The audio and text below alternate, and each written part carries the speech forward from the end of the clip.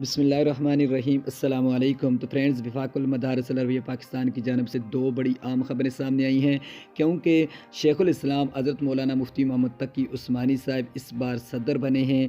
तो इस हवाले से उन्होंने बड़ा अच्छा इकदाम भी लिया है एक।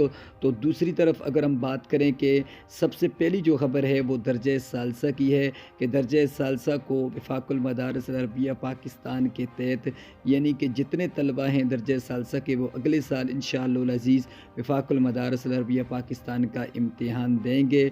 पहले वो मदरसे से दिया करते थे। तो इसका नोटिफिकेशन अभी जारी नहीं हुआ है, लेकिन नोटिफिकेशन जारी होगा वो भी आप भाइयों तक मैं शेयर करूँगा।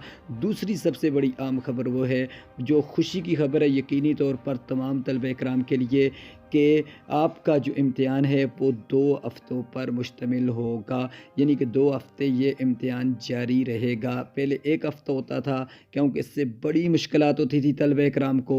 तो इस लिहाज से ये 2 बड़े अच्छे फ़ैसले हैं। तो इंशाअल्लाह अज़ीज़ ये 2 फ़ैसलों पर जैसे ही कोई तहरीरी नोटिफ़िकेशन आएगा वो भी आप भाइयों तक इसी चैनल पर शेयर की जाएगा। उम्मीद है वीडियो अच्छी लगी होगी। वीडियो अच्छी लगे चैनल को सब्सक्राइब कर दें, वीडियो को लाइक कर दें। दर्जे सालसा वाले तो कभी भी नहीं करेंगे इस बार।